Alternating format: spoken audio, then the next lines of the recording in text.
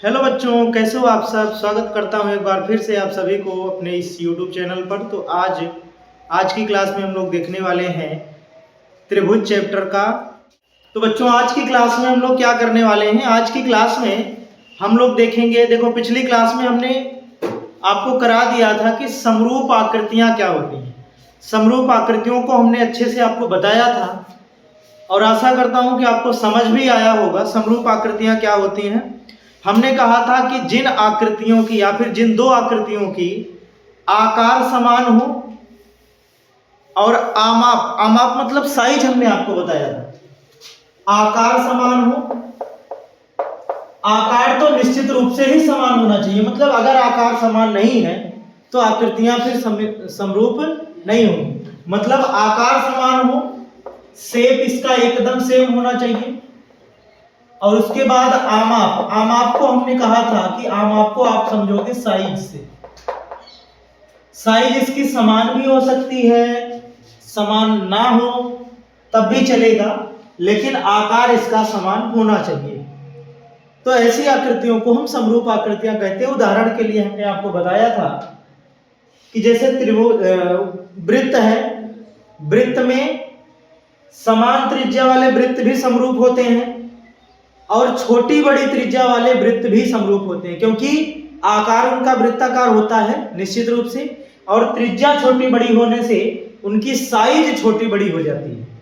तो इसलिए दुनिया के जितने भी वृत्त हैं सब समरूप होते हैं, लेकिन दुनिया के सारे वृत्त सर्वांगसम नहीं होते। ये बात हमने आपको बताया था।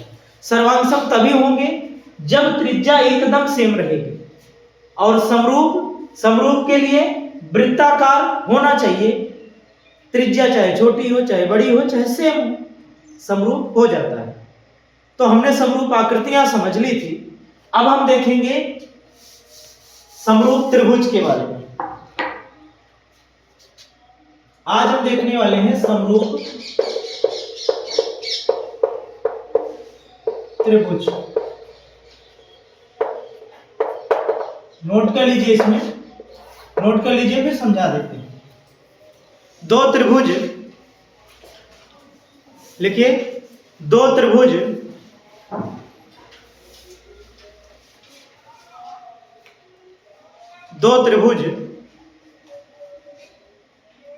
समरूप होते हैं यदि दो त्रिभुज समरूप होते हैं यदि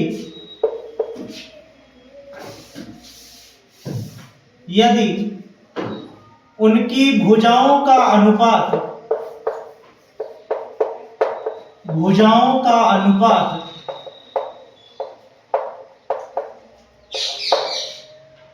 उनकी संगत भुजा लिख लेना। संगत कैसी भुजा? संगत भुजाओं का अनुपात। आगे संगत थोड़ा सा लिख लेंगे।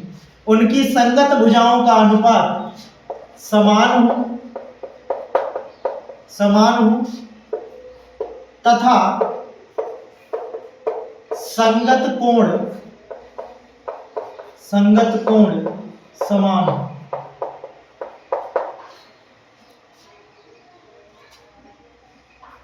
संगत कोण समान।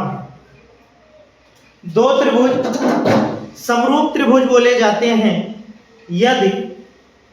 यदि उनके संगत भुजाओं का अनुपात समान हो तथा संगत कोण समान हो। तो जितना मैं बता रहा हूं अभी, इससे आपका पहली प्रश्नावली फिक्स रूप से हो जाएगी, कोई दिक्कत नहीं होने वाली। पहले तो आप ये समझोगे कि त्रिभुजों की संगत भुजा और संगत कोण हम समझेंगे कैसे होता है, कैसे निकालते हैं, समझो जरा। जैसे मान लो दो त्रिभुज अपने पास हैं। एक त्रिभुज है अपने पास ABC और दूसरा त्रिभुज अपने पास है PQR। पहले आप समझो संगत भुजा और संगत कोण निकालना। तो पहले हम उसको जान लेते हैं। देखो, संगत का मतलब ये होता है कि जो इसका हो वही इस त्रिभुज का होना चाहिए। मतलब इसकी पहली भुजा ये है तो इसकी पहली भुजा कौन है?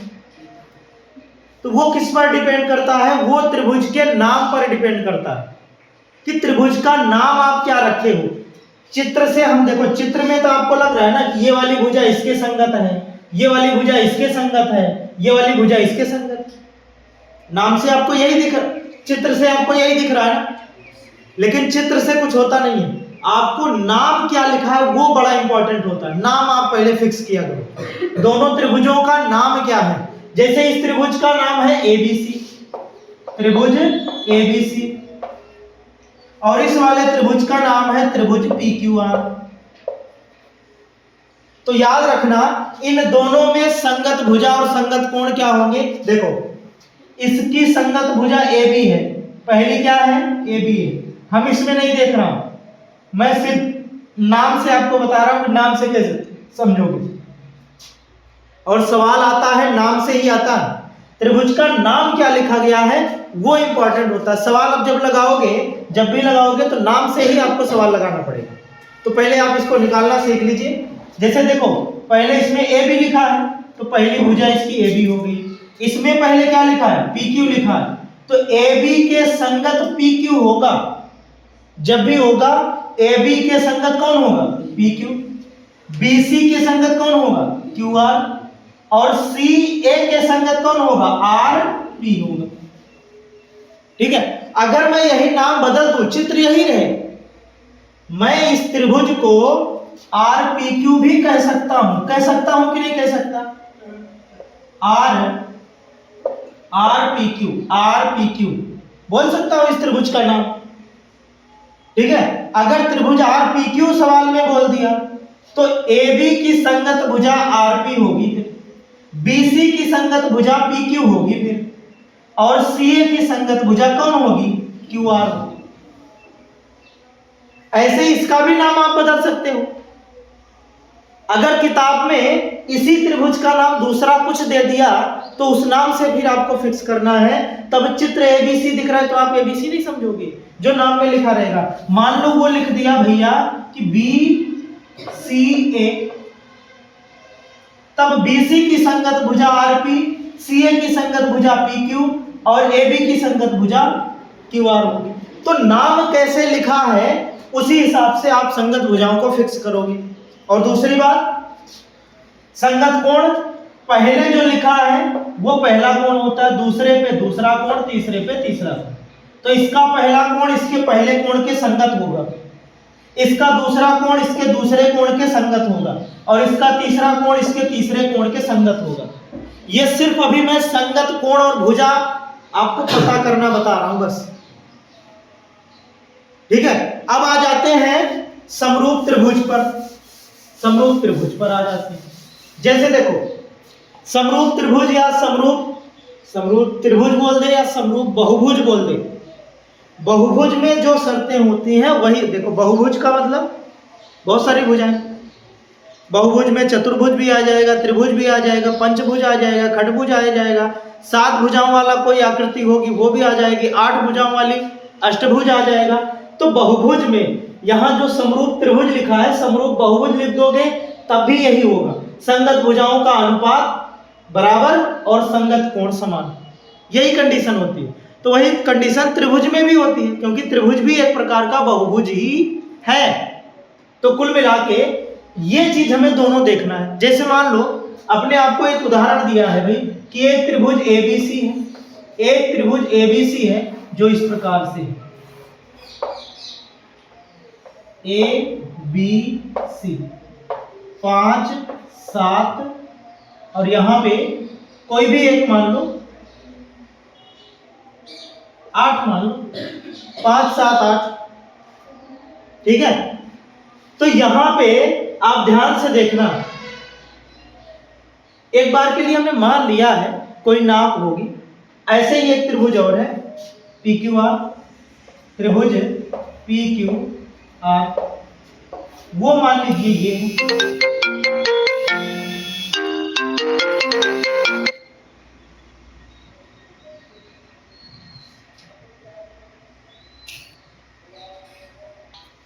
चलिए देखिए, एक त्रिभुज ये है PQR, अब इसकी भुजा ये मान लो 7.5 है, ठीक है। देखने में छोटा दिख रहा है लेकिन मैं या फिर छोटा ही कर दो, ये मान लो 2.5 है।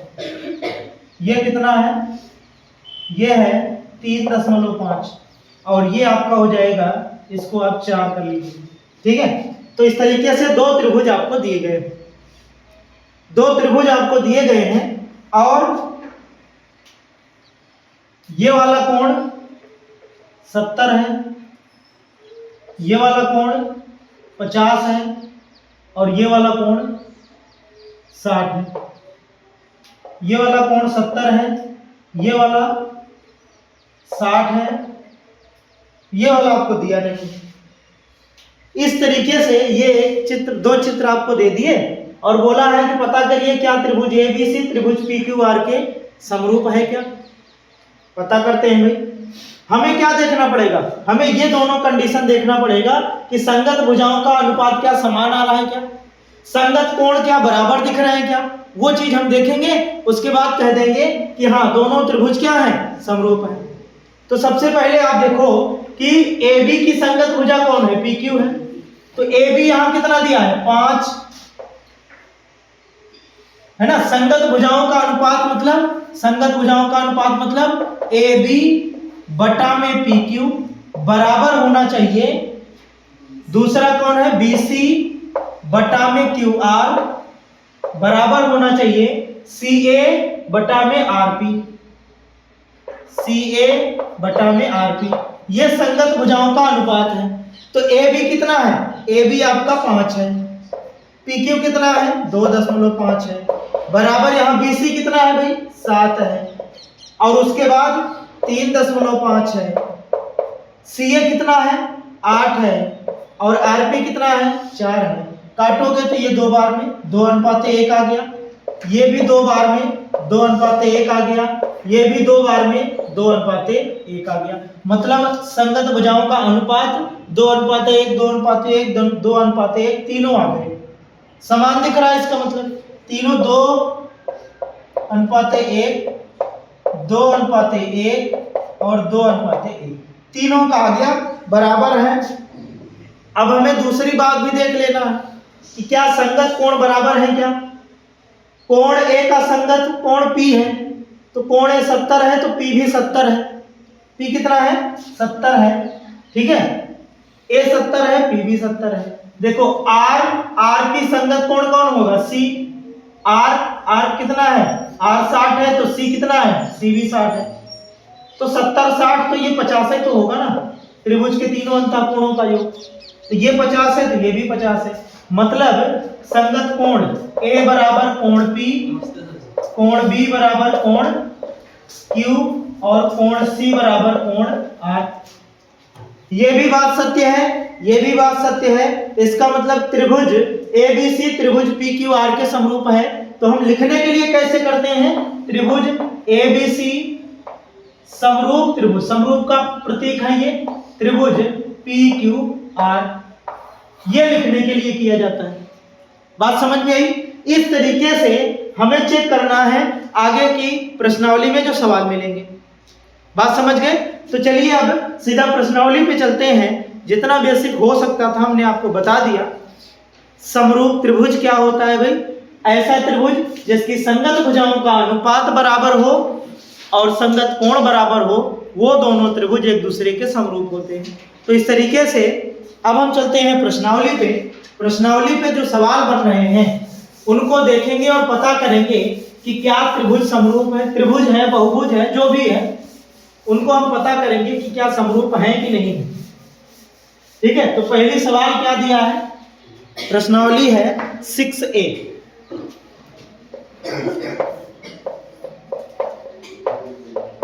प्रश्नावली 6A में जो पहला सवाल है, किताबों में देख लीजिए थोड़ा सा, ठीक है। पहला जो सवाल है इसमें कह रहा है कि निम्नलिखित युग्मों के दो भिन्न भिन्न उदाहरण दीजिए। पहला है समरूप आकृतियों का उदाहरण। समरूप आकृतियों का उदाहरण हमने आपको बताया समरूप आकृतियों का उदाहरण कौन कौन हो सकता है? पहला नंबर तो ये भी हो सकता है ना, photo zoom in zoom out करके, है ना, उनकी साइज बड़ी हो जाती है लेकिन एक वही रहेगा, दूसरी फोटो जब आप जूम कर दोगे वही चीज दूसरे में जूम कर दोगे तो उसकी साइज बड़ी हो जाएगी, लेकिन है तो तुम्हारी ही फोटो ना, दोनों में एक ही आदमी की फोटो है लेकिन उसको जूम किया बड़ा दिखने लगा, ये छोटा ही है, तो दोनों समरूप कहे जाएंगे। ऐसे ही दूसरा क्या है? दूसरा ये है कि दुनिया के सभी वृत्त क्या होते हैं? समरूप होते हैं, है ना, दुनिया के सभी वृत्त समरूप होते हैं। इस तरीके से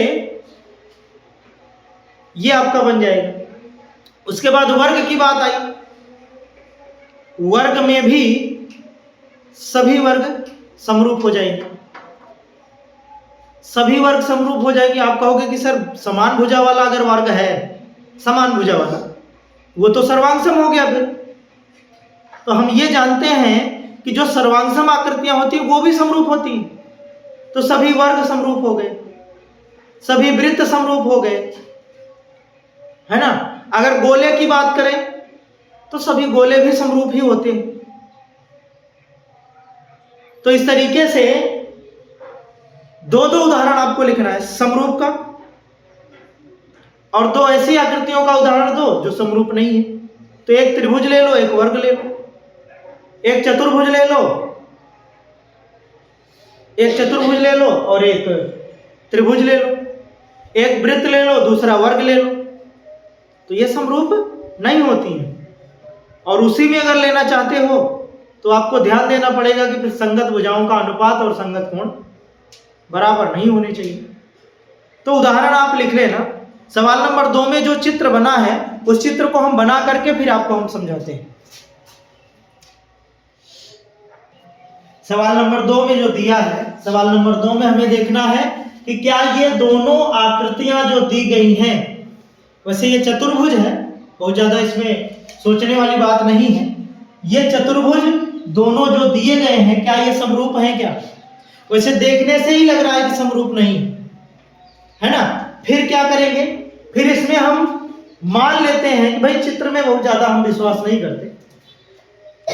हमें क्या करना है? हमें देखना है जो हमें शर्तें मिली हैं, चतुर्भुज है, 5 भुजाओं वाला है, त्रिभुज है, कोई भी आकृति हमने कहा, लेकिन आपको क्या देखना है कि संगत भुजाओं का अनुपात अगर समान है और संगत कोण बराबर है, तब आप उनको क्या कह दोगे?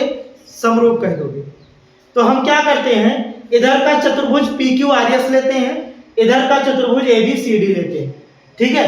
तो चतुर्भुज PQRS तथा चतुर्भुज ABCD में पहले हम क्या देखेंगे? संगत भुजाओं का अनुपात देखेंगे। संगत भुजाओं का अनुपात क्या है? इधर देखो, संगत भुजा, इधर PQ की भुजा AB है, तो ये हो जाएगा PQ बटे में AB। पहले एक एक आप निकाल के देख लो, PQ बटे में AB। PQ कितना है? 1.5। AB कितना है? 3 है। अनुपात कितना आया? 1/2 आया। फिर QR इधर BC बन जाएगा, QR बन जाएगा और BC बन जाएगा। ये भी आपका QR कितना है? 1.5 और ये 3 है, तो 1:2 आ गया। ऐसे ही इधर का देखो RSCD, RS अनुपाते CD। RS कितना है? 1.5 और CD कितना है? 3, तो 1:2 आ गया। उसके बाद इधर है SP और इधर है DA, और ये हो जाएगा 1.5 और बटे में 1:2 आ गया। हमने चारों भुजाओं का अनुपात देखा, दोनों आकृतियों में संगत भुजाओं का अनुपात। संगत भुजा निकालना, जो आप नाम रखे हो उसके हिसाब से संगत भुजा निकालना, ठीक है। तो हमने नाम PQRS और ABCD रखा है अपने से, तो हमने PQ का AB के साथ अनुपात निकाल लिया, 1:2 आया। ऐसे ही अन्य भुजाओं का अनुपात निकाला तो सभी 1:2 आ गए। इसका मतलब यह है कि संगत भुजाओं का अनुपात तो आपका बराबर दिख रहा है। दूसरी शर्त यह होती है कि संगत कोण भी बराबर होने चाहिए। संगत कोण P का संगत कोण कौन बनेगा? A बनेगा। P का संगत कोण कौन बनेगा? A बनेगा। तो कोण P और कोण A क्या बराबर है? क्या नहीं बराबर है।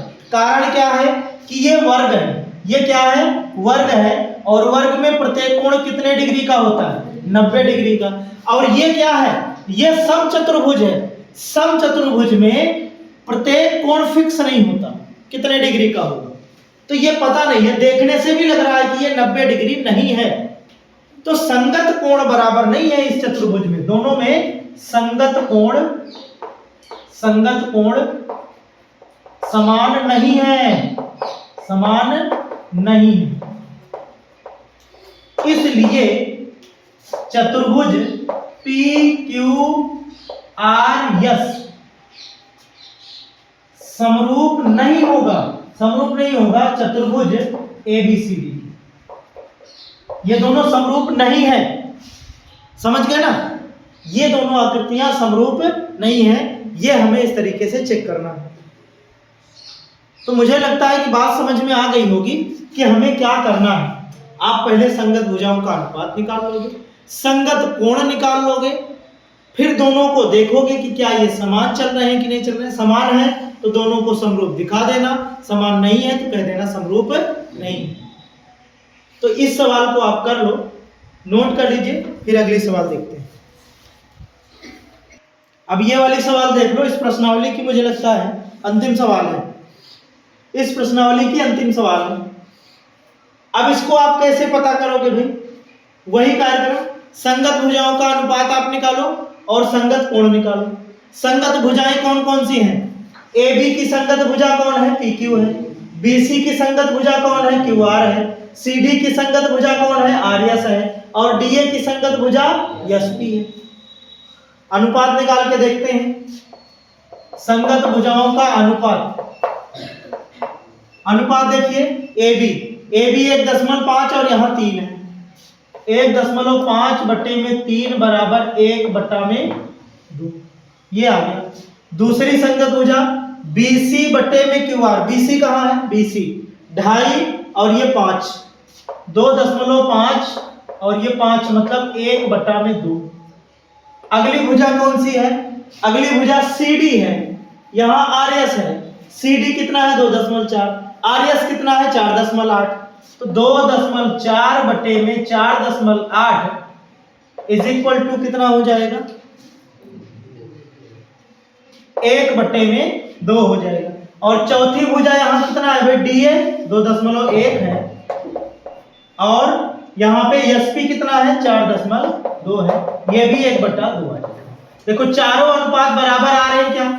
बिल्कुल एकदम समान दिख रहे हैं।